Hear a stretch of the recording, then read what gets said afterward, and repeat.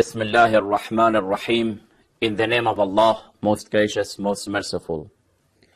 We're talking about the women's rights in Islam, and we wanted to know what is the opinion of Islam about the position of women, the status of women from the Islamic point of view.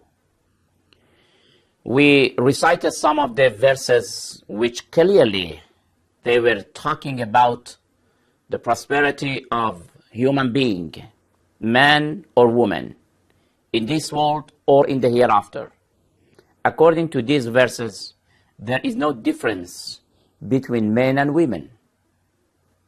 But unfortunately, as I said, Islam has been attacked and accused by the enemies, and they have said that Islam is the religion of men. It is not the religion of women. They themselves, even up to the recent ages, they didn't consider any value for women.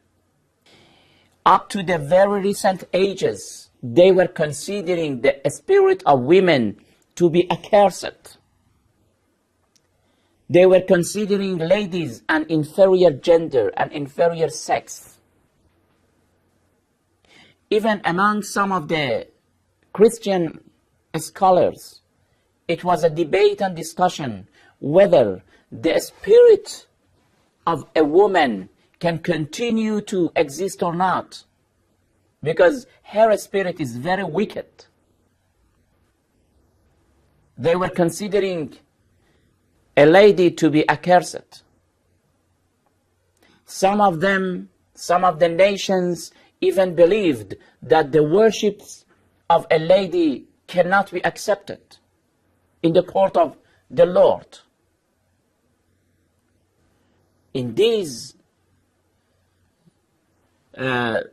variety of aberrations, of wrong beliefs about women and ladies, 14 centuries ago, Islam is claiming that about these issues, there is no difference between men and women.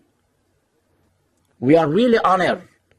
We are honored to believe in such a religion that 14 centuries ago is giving a very good dignity and honor to ladies and women. From the Islamic point of view, both men and women, they can go up the ladder of perfection, to reach to the highest levels of perfection, to be good servants before Allah subhanahu wa ta'ala.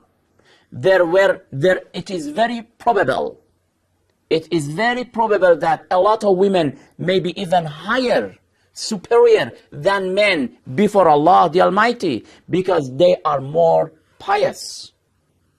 Before Allah, sex is not important. Language is not important. Nationality is not a good criterion. The only criterion is piety, how much you fear of your Lord. Therefore, we were living in the ages among the nations who were believing that this sex, women, the females, they are inferior, even they are deprived of a lot of social rights. But 14 centuries ago, what do we see from the Islamic verses of the Holy Quran? When we refer to the Holy Quran, look at chapter 4, verse 32. What does it say? It says, لِلرِّجَالِ نَصِيبٌ مِّمَّا اكْتَسَبُوا وَلِلنِّسَاءِ نَصِيبٌ مِّمَّا اكْتَسَبْنَ. Really, it is amazing. It is astonishing, because the verse is saying that to the men, a share from what they have earned, and to the women, a share from what they have earned.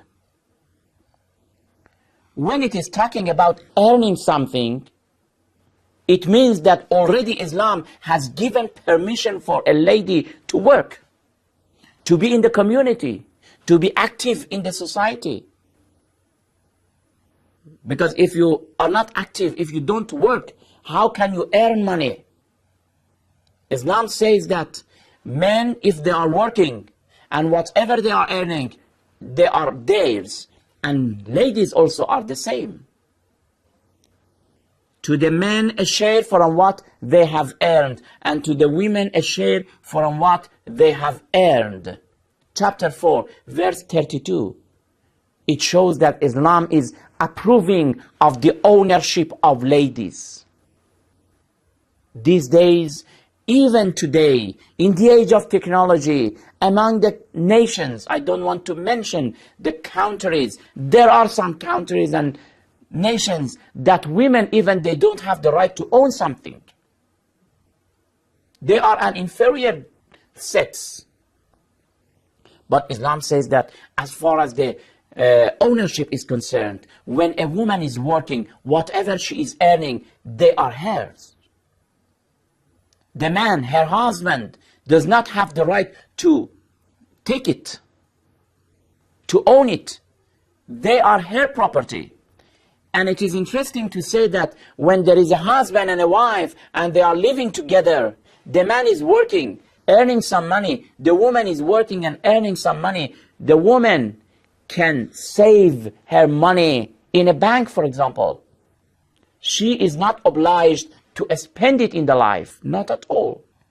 The expenses of the life that we call it in Islam, an-nafaqa, the expenses of the life is upon the shoulders of the man, of the husband. Husband and man must work and must spend it in the life. And at the same time, the woman can own whatever she has earned. This is the very clear meaning. It is nas. There is no ambiguity in this verse. لِلرِّجَالِ نَصِيبٌ مِمَّا اكْتَسَبُوا. Men can own whatever they have earned. وَلِلنِّسَاءِ. And women also can own whatever they have earned. Therefore, as the tradition also says, الناس مسلطون على أموالهم. People have authority upon their properties. It applies both men and women. From the Islamic point of view, men have the right of ownership. Women, they do have this right. There is no difference. Why do they accuse Islam and they say that Islam has disregarded ladies? Islam is the religion of men. Not at all. Please. If you want to know the opinion of Islam, the verses of the Holy Quran are there. The Holy Quran, which is God's word, is among us. Just it's a matter of referring to the verse, studying, and then judging. We will continue about the rights of women in Islam in next program. Until then, thank you very much. Wassalamu alaikum wa rahmatullahi wa barakatuh.